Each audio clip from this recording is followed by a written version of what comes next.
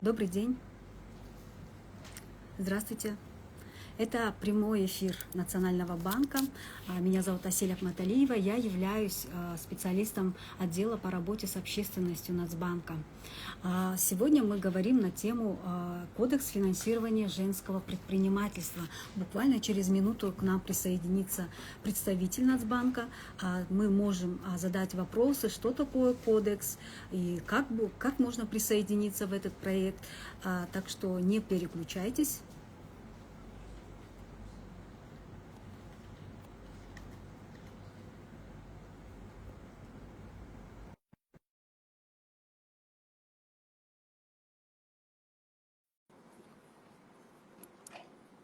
Также вы тоже можете задать ваши вопросы именно на тему «Кодекс финансирования женщин-предпринимательниц». Сейчас мы ждем нашего представителя.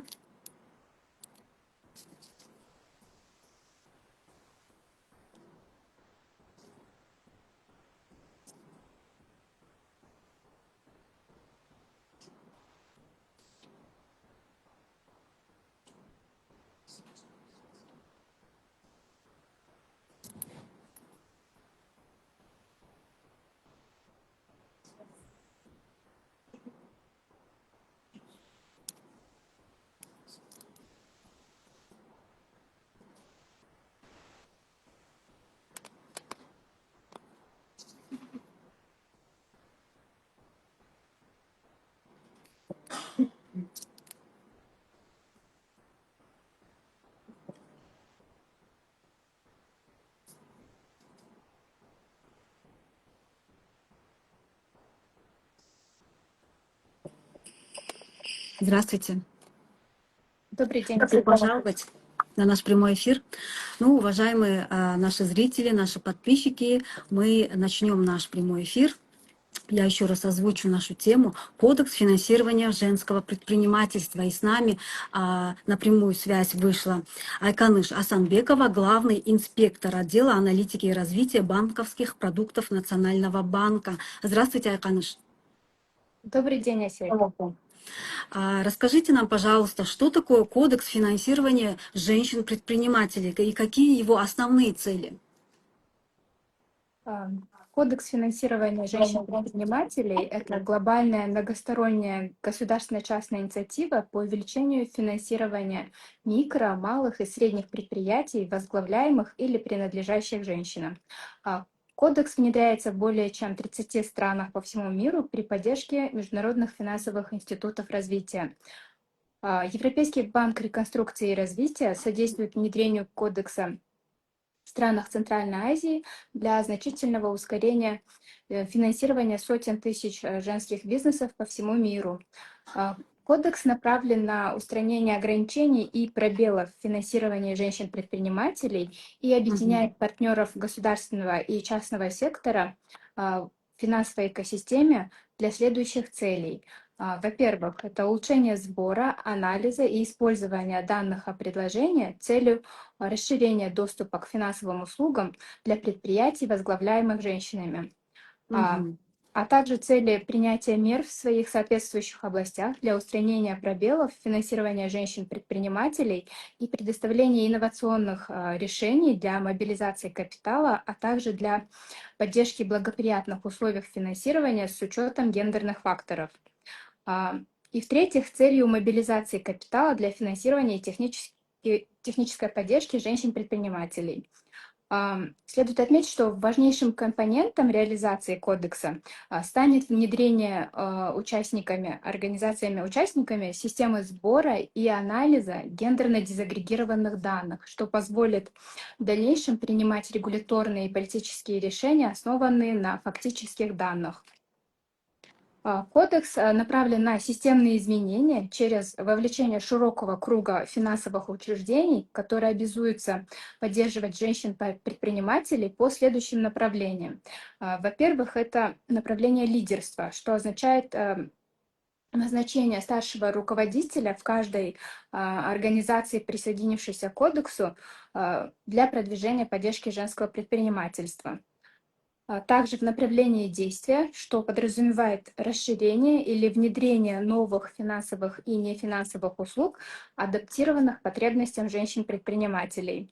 И в-третьих, это работа с данными, то есть отслеживание и отчетность по согласованному набору гендерно дезагрегированных показателей финансирования женщин-предпринимателей. Мгм. А, Таковы основные цели кодекса. Мгм. Спасибо, Айканыш. У нас есть комментарии. Сайкал кыргызча түшүндүрө кетсеңиздерчи сураныч. Сайкал айым, биз сөзсүз түрдө кыскача резюмесин беребиз. Алгач биз эфирди расмий тилде алып барып, андан кийин кыргызча түшүндүрө кетебиз. Эгер убактыңыз болсо, бизди бир аз күтүп турсаңыздар болот. Дагы бир суроо, Камбаралиева. Здравствуйте, а как можно получить финансирование? У мамы свой бизнес, гостевой дом в сфере услуг, в сфере услуг финансируется? Вам известно? Вы можете ответить на этот вопрос?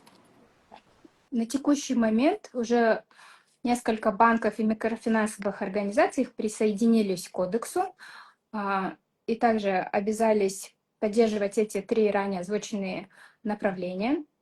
На сегодняшний день банками, присоединившимися к кодексу, являются АИЛ банк, Бакай банк, Банк Компаньон, Оптима банк, Эльдик банк, Демир банк, а также Кыргызский инвестиционно-кредитный банк.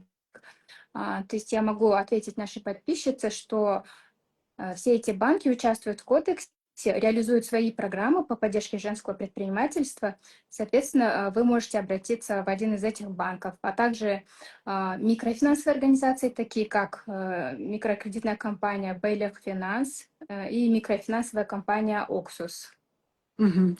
Я так поняла, значит, нету, да, основные какие-то, именно такая-то сфера, там, швея или там переработка должна быть. Главное, чтобы там была женщина-предприниматель, да, основную часть акций должна принадлежать женщине. И дальше уже они должны обращаться к банкам, они более развернутую информацию могут дать. Да, да, Мгм. женский бизнес — это либо в форме ИП, либо в форме юридического лица. На Мгм. текущий день у нас существует национальное законодательное определение женского предпринимательства, которое Мгм. было утверждено в январе этого года. В соответствии с этим определением женским предпринимательством считается бизнес, в котором не менее 51% акций принадлежит женщинам, а также не менее 51% сотрудников являются женщинами, либо же женский бизнес в форме индивидуального предпринимательства. Мгм. Спасибо. И следующий вопрос. Почему запуск кодекса важен для Кыргызстана и какова роль здесь Национального банка? Объединяя участников экосистемы, кодекс создает стимулы для улучшения аналитики, проектирования продуктов, услуг и политик, что в итоге приводит к увеличению финансирования женщин-предпринимателей. Кодекс позволяет организациям формулировать общие ценности, обозначать приоритеты, а также выявлять возможности для сотрудничества и привлекать ресурсы для поддержки женского предпринимательства. Следует отметить, что женское предпринимательство играет важную роль в экономике нашей страны. Сектор малого и среднего бизнеса, где женщины составляют значительную часть, формирует почти 37% ВВП нашей страны. И более 220 тысяч субъектов женского предпринимательства — это не просто статистика, а реальная сила, которая движет нашу экономику вперед. Поддержка женского предпринимательства не является узкоспециализированным вопросом, Мгм. представляет собой ключевой компонент национальной экономической стратегии. Запуск кодекса, подкрепленный недавним законодательным закреплением понятия «женское предпринимательство», создает прочную институциональную основу для мобилизации ресурсов финансового сектора и направления их на развитие этого стратегически важного сегмента экономики. Еще до запуска кодекса в июле Национальный банк внес принципиальные изменения в свои нормативные правовые акты. Во-первых, мы внесли в наши регуляторные документы юридически закрепленное понятие женского предпринимательства. Таким образом, это не формальность, а сигнал всей финансовой системе о том, что поддержка женщин-предпринимателей является официальным приоритетом деятельности Национального банка. Во-вторых, Национальный банк создал регуляторную основу, чтобы каждый финансовый институт мог системно подойти к разработке финансовых продуктов для женщин. В целях стимулирования финансово-кредитных организаций в предоставлении финансирования женщинам-предпринимателям, а также малому и среднему бизнесу путем повышения доступности финансовых продуктов за счет совершенствования классификации кредитов, выданных в рамках программ, направленных на развитие женского предпринимательства, а также совершенствование регулирования бланковых кредитов, было принято постановление Национального банка Кыргызской Республики от 18 июня этого года. Таким образом, мы заложили прочный фундамент, и Кодекс финансирования женщин-предпринимателей и его реализация являются следующим логичным шагом. Таким образом, мы переходим от регуляторных требований к формированию широкой национальной коалиции и к добровольным осознанным обязательствам всех участников. Кодекс, основанный на озвученных принципах лидерства, действия и доступности данных, поможет нам всем, как Национальному банку, так и банковскому сообществу, двигаться в одном направлении, измерять прогресс и, самое главное, достигать реальных результатов. Мгм. А расскажите о возможностях кодекса. Что дает кодекс предпринимательницам Кыргызстана? Внедрение и реализация кодекса в нашей стране подразумевает, во-первых, создание национальной коалиции в составе Национального банка Кыргызской Республики, министерств, ведомств, банков, небанковских финансовых кредитных учреждений, микрофинансовых организаций, финансирующих малый и средний бизнес, а также включающие международные финансовые организации, организации поддержки предпринимательства, ассоциации и другие организации, а также подразумевает сбор гендерно дезагрегированной информации по банковским продуктам, также поддержку и развитие потенциала женщин-предпринимателей путем реализации специальных программ финансово-кредитными организациями Кыргызской Республики. И, в-третьих, привлечение доступных ресурсов для дальнейшего финансирования женского предпринимательства. В совокупности все эти мероприятия должны привести к повышению доступности финансовых ресурсов для женщин-предпринимателей и, соответственно, росту женского предпринимательства в нашей стране. Мгм. И такой вопрос. Куда могут обратиться предпринимательницы, чтобы стать частью этого проекта, получить возможность, да, использования этих новых проектов? Как я уже ранее отметила, отвечая на вопрос подписчицы, предпринимательницы могут обратиться в банки и микрофинансовые организации, присоединившиеся к кодексу. В ходе реализации кодекса банковские учреждения и микрофинансовые организации будут разрабатывать и предлагать специализированные финансовые продукты, основанные на анализе гендерно дезагрегированных данных и учитывающие специфику женского предпринимательства, а также привлекать доступные ресурсы для расширения финансирования женского предпринимательства. Как я уже отметила ранее, на сегодняшний день 7 банков, 2 микрофинансовые организации и 1 гарантийный фонд заявили о поддержке кодекса и намерении сотрудничать с партнерами международными и другими заинтересованными сторонами для обеспечения лидерства, улучшения данных и принятия мер, которые помогут устранить ограничения и проблемы финансирования для женщин-предпринимателей. И в числе таких банков и микрофинансовых организаций, еще раз перечислю, это АИЛ банк, Бакай банк, Банк Компаньон, Оптима банк, Эльдик банк, Демир, Кыргызский инвестиционный кредитный банк, а также микрофинансовые организации Байлек Финанс и Оксус и гарантийный фонд. Мгм. И у меня к вам последний вопрос. Когда непосредственно начнет действовать кодекс, и у нас в стране есть ли предпринимательницы, которые стали участником этого кодекса? Так, я могу сказать, что реализация кодекса уже началась. В целом, участие в кодексе предполагает координацию усилий участников финансовой системы и системный подход к давно существующему направлению деятельности. Это поддержка женского предпринимательства путем предоставления консультаций и специализированных финансовых продуктов женщинам-предпринимательницам. Банки и микрофинансовые организации, как уже присоединившиеся, так и только планирующие стать подписантами кодекса, не первый год работают в этом направлении и предлагают финансовые продукты, нацеленные на женщин-предпринимателей, а также консультации для развития и расширения их бизнеса. Таким образом, данные банки уже успели взрастить несколько поколений успешных предпринимательниц. Мгм. Спасибо вам большое. Ну, а я напоминаю, что с нами в эфире была Айканыш Асанбекова, главный инспектор отдела аналитики и развития банковских продуктов Национального банка. Спасибо вам большое.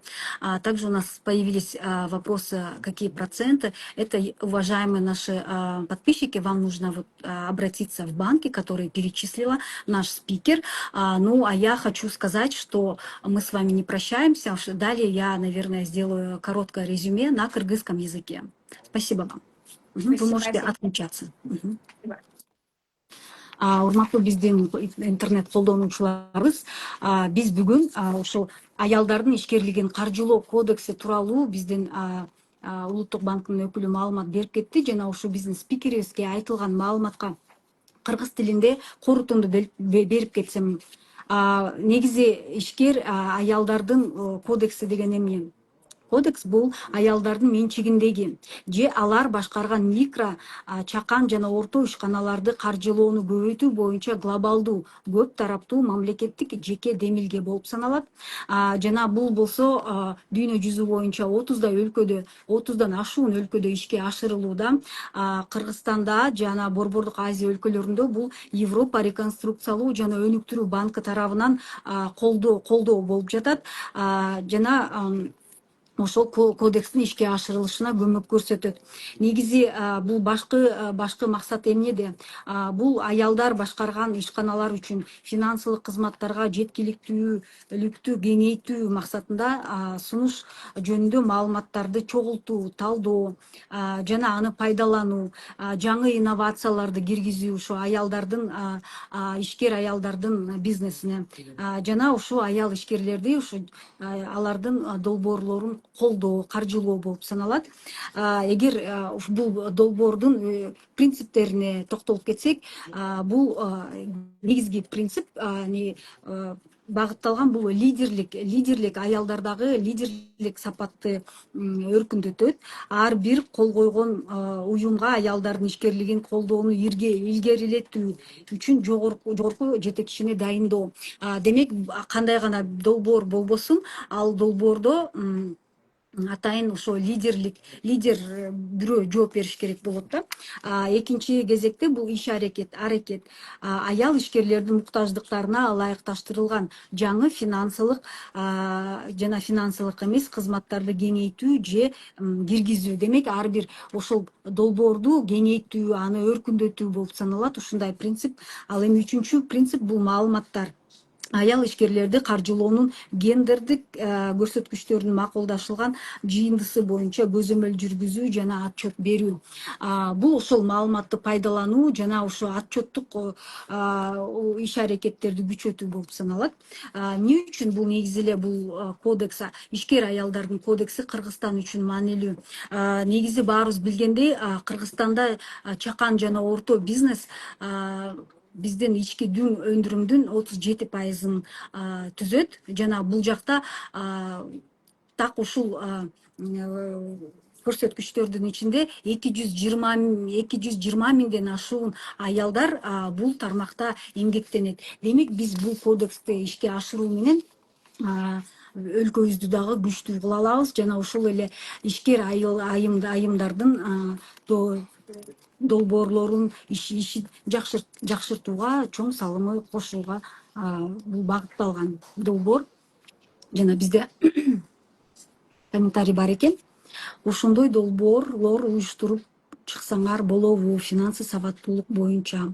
урматтуу биздин колдонуучу, чындыгында эле азыр ушул улуттук банктагы колдоп жаткан ушул кодекс, аялдардын ишкердүүлүгү боюнча кодексинде ушул долбоор тууралуу айтып атабыз. Бул негизги ким катыша алат? Бул ар бир бизнесте бир 51% акциясын аялдар чакан долбоорлор болуп бул долбоорго катыша алышат жана каржылоо дагы ала алышат. Жана бул кайсы мекемелерден алса болот? Азыркы кезекте кодекске бул кошулган банктарды жана микрокредиттик компанияларды атай кетсем, бул Айыл банк, Байлык финанс, Компаньон банк, Кепилдик фонду, Демир Кыргыз Интернешнл банкы, Кыргыз инвестициялык кредиттик банк жана микрокредиттик Оксус микро финансылык кредиттик компания, Оптима банк жана Элдик банк. Демек сиздер ушул банктарга кайрылып, ушу аялдарды колдоо боюнча ушу кодекс тууралуу кенен маалыматты алсаңыз болот. Жана ошол өзүңүздөрдүн бизнесиңизди, долбоорлоруңузду тартуулап каржылоо боюнча кайрыла баштасаңыздар болот. Биз сиздерге маалымат бердик деп ойлойбуз. Эгер сиздерде дагы мындан дагы кененирээк суроолор боло турган болсо, биз бул видеону биздин социалдык баракчаларга сактап коебуз жана сиздер астына жазсаңыздар болот, силерге кандай маалымат керек. Жана биздин сайттарда дагы бул тууралуу кодекс, ишкер аялдардын кодекси тууралуу маалымат бар. Биз ошол жака дагы сиздерге шилтемелерин бергенге аракет кылабыз. Анда эмесе биз өзүбүздүн түз эфирибизди жыйынтыктайбыз. Сиздер кошулганыңыздар үчүн, бул маалымат биздин эфирди көргөнүңүздөр үчүн чоң рахмат билдирем. Анда эмесе эмки жолугушканга чейин сак саламатта туруңуздар.